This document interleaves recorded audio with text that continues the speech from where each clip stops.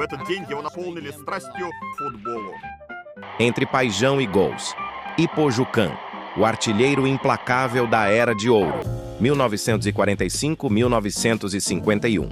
Havia um tempo, não tão distante na memória dos mais velhos, mas já envolto na névoa dourada da nostalgia, em que as tardes de domingo no Rio de Janeiro tinham um sabor diferente.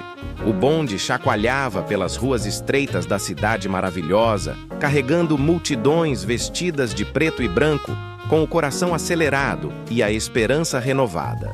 O destino era sempre o mesmo.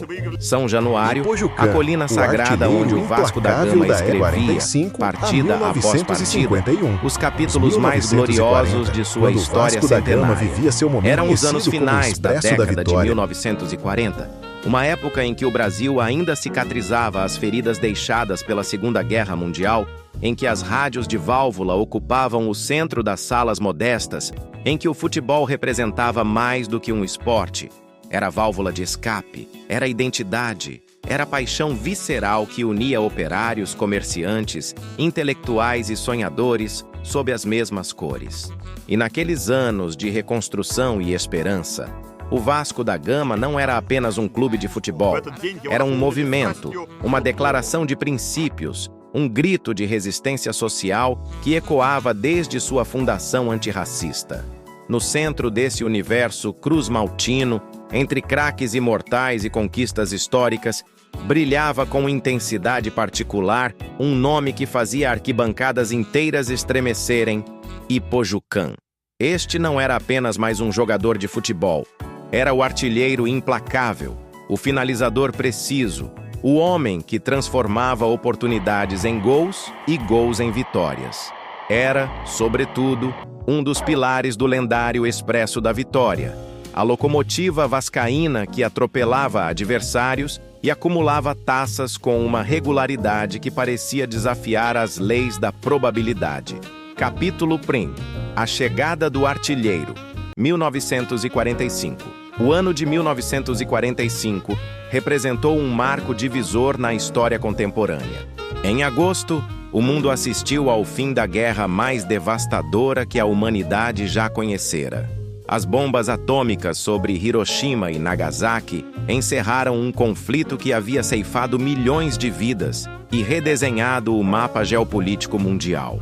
O Brasil, que enviara seus pracinhas para combater na Itália, celebrava o retorno dos sobreviventes e iniciava o processo de reconstrução nacional. Era um tempo de esperança renovada, de olhares voltados para o futuro, de sonhos adiados que finalmente poderiam ser realizados. No universo particular do futebol brasileiro, mudanças profundas também estavam em curso. O profissionalismo, oficializado apenas em 1933, consolidava-se definitivamente. Os clubes estruturavam-se como empresas esportivas, ainda que mantivessem o caráter associativo e comunitário que sempre os caracterizou. As transmissões radiofônicas ampliavam exponencialmente o alcance do futebol, transformando jogadores em verdadeiras celebridades nacionais. E os estádios cresciam, modernizavam-se, preparavam-se para receber multidões cada vez maiores. Foi nesse contexto histórico singular que Ipojucan chegou ao Vasco da Gama. Vindo do interior do estado do Rio de Janeiro, de origens humildes que compartilhava com a maioria dos craques daquela geração, o jovem atacante trazia nos pés um talento inegável e nos olhos a determinação de quem sabia que o futebol representava uma oportunidade única de ascensão social. Não havia espaço para hesitações ou meias medidas. Era preciso aproveitar cada chance, cada minuto em campo, cada oportunidade de provar seu valor. A diretoria vascaína, sempre atenta aos talentos emergentes e pioneira na valorização de jogadores independentemente de sua origem social ou cor de pele, identificou em Ipojucan características raras: frieza diante do gol, posicionamento impecável, faro de artilheiro nato. Eram exatamente as qualidades que o clube necessitava para completar o elenco estelar que estava sendo montado sob a batuta de dirigentes visionários e treinadores competentes.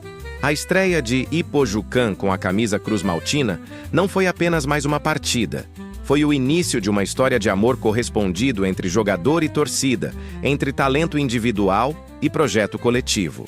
Desde os primeiros toques na bola, desde os primeiros movimentos na área adversária, ficou evidente que ali estava um atacante diferenciado, alguém que entendia instintivamente a geometria do gol, que sabia quando acelerar e quando desacelerar, quando finalizar de primeira e quando dominar para buscar melhor ângulo.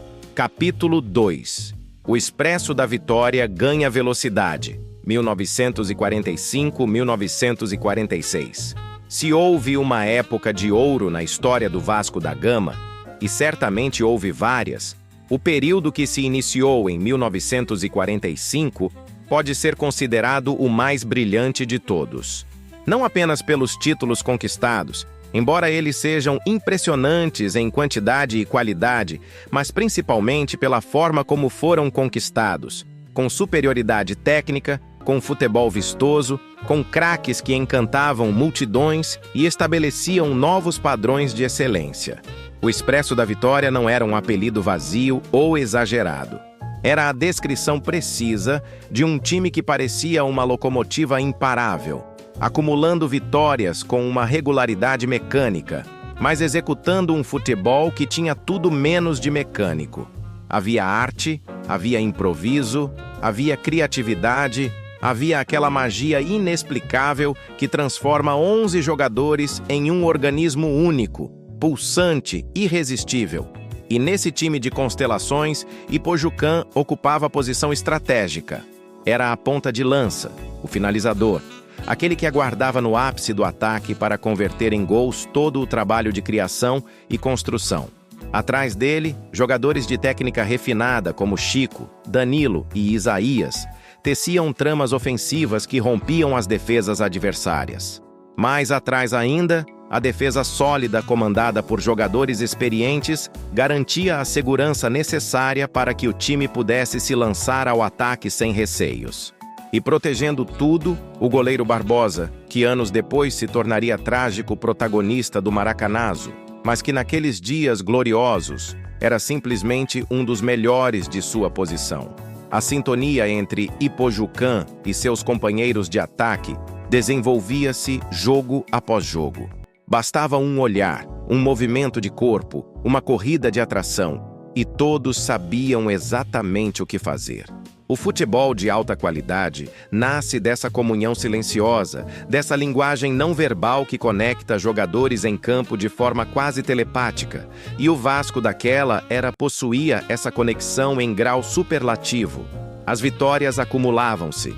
O Campeonato Carioca de 1945 foi conquistado com autoridade, estabelecendo o padrão do que viria pela frente. Ipojucã, ainda em fase de adaptação, já mostrava números impressionantes de gols, já se fazia presente nas manchetes dos jornais esportivos, já conquistava o coração da torcida vascaína. Nas arquibancadas de São Januário, já se cantava seu nome. Nas rádios, os locutores já exaltavam sua eficiência. Nas conversas de botequim, já se debatiam suas jogadas. Capítulo 3. Os Anos Dourados, 1947-1948.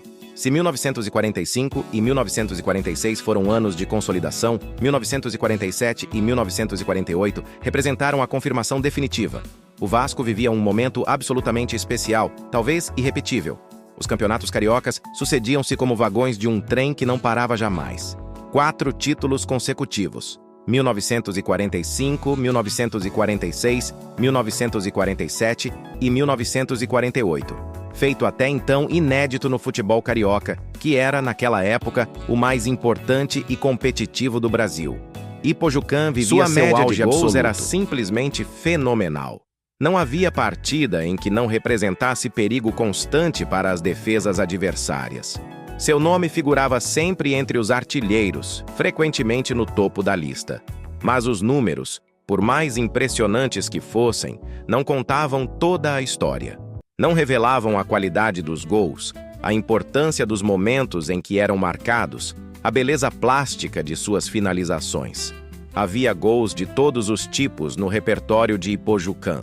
Gols de perna direita e de perna esquerda, revelando sua habilidade ambidestra rara para a época.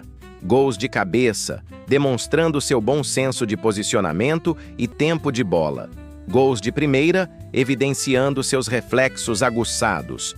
Gols após dribles desconcertantes, provando que não era apenas um finalizador estático.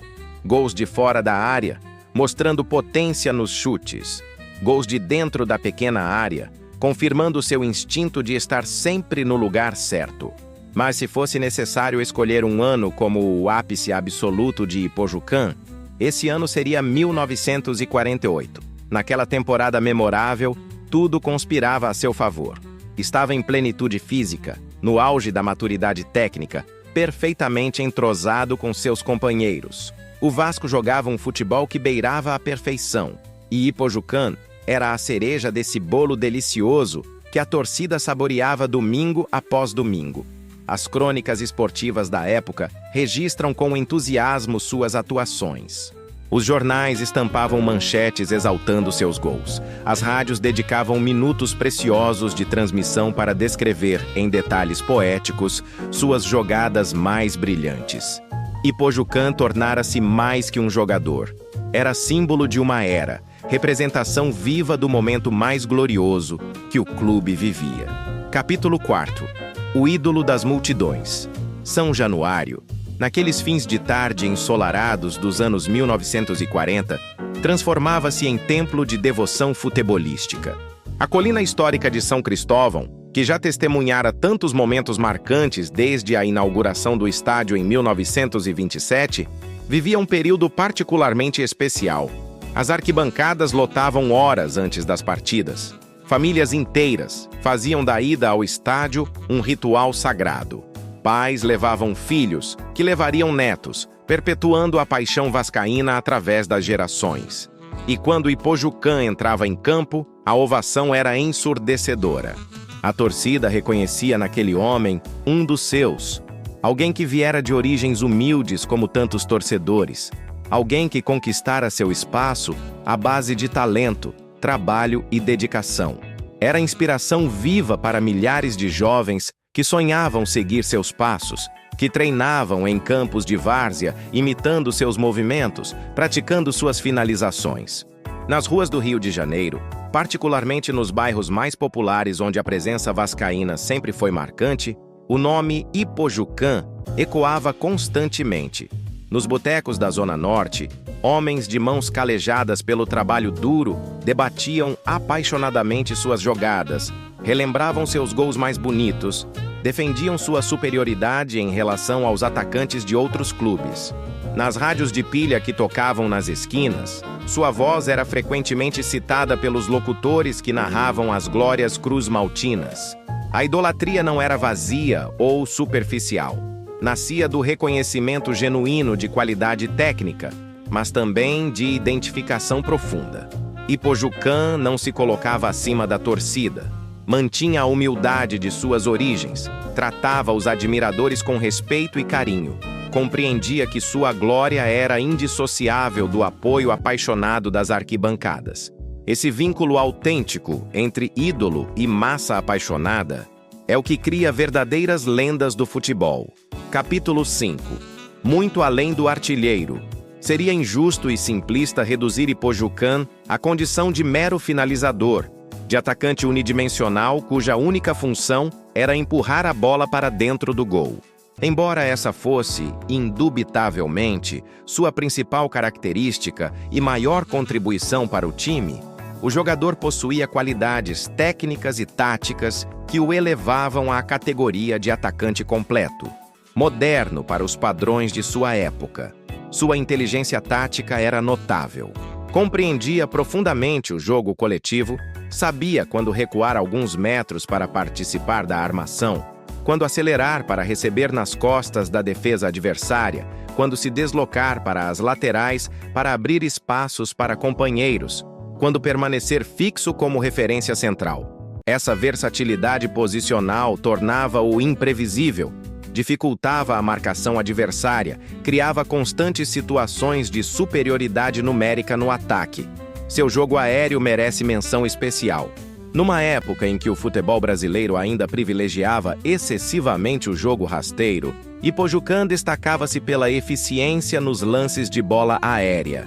Não era o jogador mais alto em campo, mas compensava com timing perfeito, com capacidade de elevação surpreendente, com coragem para disputar bolas em meio a zagueiros fisicamente mais imponentes. Muitos de seus gols mais memoráveis nasceram de cabeçadas precisas, colocadas nos ângulos onde os goleiros não alcançavam. Sua capacidade de finalização com ambas as pernas, já mencionada anteriormente, merece desenvolvimento mais detalhado. Na época de Ipojucan, a maioria dos jogadores dependia quase exclusivamente de uma perna. Os canhotos chutavam só com a esquerda, os destros só com a direita. Essa limitação facilitava o trabalho das defesas, que podiam antecipar o lado para onde o atacante tentaria finalizar. Ipojucan, porém, finalizava com igual competência com qualquer das pernas, obrigando os goleiros a se posicionarem de forma mais central, sem poderem antecipar o lado do chute. Além das qualidades técnicas, Ipojucan possuía atributos físicos importantes. Tinha velocidade suficiente para surpreender defensores em arrancadas, força para resistir aos empurrões e puxões que caracterizavam as marcações da época, muito mais vigorosas e menos regulamentadas que as atuais, e resistência para manter alto nível de desempenho durante os 90 minutos. Capítulo 6. O Ocaso do Expresso, 1949-1950. Como todos os ciclos vitoriosos no futebol, o Expresso da Vitória também estava destinado a desacelerar eventualmente. Não por falta de competência ou dedicação, mas simplesmente pelas leis inexoráveis do tempo, do desgaste físico, das mudanças naturais que afetam qualquer organização humana. Em 1949, o Vasco conquistou mais um campeonato carioca, o quinto em 6 anos. Era prova inquestionável da superioridade mantida, da capacidade de reinvenção, da força institucional do clube. Ipojucan continuava artilheiro, continuava decisivo, continuava implacável diante do gol. Mas observadores mais atentos já notavam mudanças sutis. Alguns dos titulares históricos começavam a dar lugar a jogadores mais jovens. A idade cobrava seu preço natural. Lesões tornavam-se mais frequentes e demoradas. O ano de 1950 ficaria marcado na história do futebol brasileiro não pelas glórias vascaínas, mas pela tragédia nacional do Maracanazo. A Copa do Mundo realizada no Brasil, com o estádio do Maracanã inaugurado especialmente para o evento, terminou com a derrota inesperada para o Uruguai na partida final. Barbosa, o goleiro ídolo do Vasco e titular da seleção, tornou-se bode expiatório de uma dor coletiva que jamais conseguiu superar completamente. Para Ipojucan e seus companheiros do Vasco, 1950 representou também o fim de uma era. O time que dominara o futebol carioca por meia década começava sua inevitável transição. Novos jogadores chegavam, velhos ídolos despediam-se, a diretoria reformulava estratégias. É o ciclo natural do futebol, a roda que não para de girar. Mas Ipojucan ainda não estava pronto para se despedir. Sua dedicação ao clube permanecia intacta. Seu profissionalismo era exemplar. Sua capacidade de fazer gols mantinha-se notável. Mesmo quando o time não apresentava o futebol vistoso dos anos anteriores, mesmo quando as vitórias não vinham com a regularidade de outrora, ele continuava sendo a principal referência ofensiva, o jogador para quem todos olhavam quando precisavam de um gol salvador. Capítulo 7. A despedida de um guerreiro, 1951. O ano de 1951 marcou o encerramento do ciclo de Ipojucan no Vasco da Gama. Foram 6 anos intensos, 6 anos de glórias e conquistas, 6 anos nos quais o atacante deu literalmente tudo de si pela camisa cruz-maltina. Quando finalmente se despediu da colina de São Januário, deixou uma marca que o tempo não apagaria. Os números são impressionantes por si mesmos. Centenas de gols marcados, títulos importantes conquistados, artilharias vencidas, recordes estabelecidos. Mas estatísticas. por mais eloquentes que sejam, não capturam completamente o significado de um ídolo para sua torcida. Não quantificam a emoção que suas jogadas provocavam, não mensuram a alegria que seus gols proporcionavam, não calculam a inspiração que sua trajetória representava. A despedida de um ídolo sempre tem algo de melancólico. É o reconhecimento doloroso de que nada dura para sempre, de que até os momentos mais gloriosos chegam ao fim, de que o tempo é implacável com todos, inclusive com aqueles que parecem eternos quando estão em seu auge. Mas há também beleza nessas despedidas. Há dignidade no encerramento de ciclos cumpridos com excelência. Há satisfação no dever completado. Ipojucan deixou o Vasco com a consciência tranquila de quem deu tudo, de quem honrou a camisa que vestiu, de quem correspondeu à confiança depositada em seu talento. Deixou, sobretudo, um legado que inspiraria gerações futuras de atacantes vascaínos. Todos os centroavantes que posteriormente vestiram a Cruz de Malta tinham em Ipojucan uma referência, um padrão de excelência a ser perseguido. Epílogo: o legado eterno. Décadas se passaram desde que Ipojucan pendurou as chuteiras. O futebol transformou-se profundamente, modernizou-se, profissionalizou-se em níveis que seriam inimagináveis nos anos 1940. Os estádios cresceram e se modernizaram, depois começaram a envelhecer, alguns foram reformados, outros demolidos. Os jogadores tornaram-se milionários, celebridades globais, influenciadores digitais. A televisão substituiu o rádio, depois a internet substituiu a televisão. Tudo mudou, tudo se transformou. Mas há algo que permanece imutável no futebol: a memória dos grandes ídolos. Aqueles que marcaram época, que fizeram multidões vibrarem, que conquistaram títulos importantes, permanecem vivos na memória coletiva dos torcedores. São transmitidos de geração em geração, de avô para pai, de pai para filho, de filho para neto. Viram lendas, mitos, personagens de um tempo dourado que talvez nem tenha sido tão dourado assim, mas que a nostalgia reveste de brilho especial. Ipojucan pertence a essa categoria rara de imortais. Sua história confunde-se com a história do Vasco da Gama em seu período mais glorioso.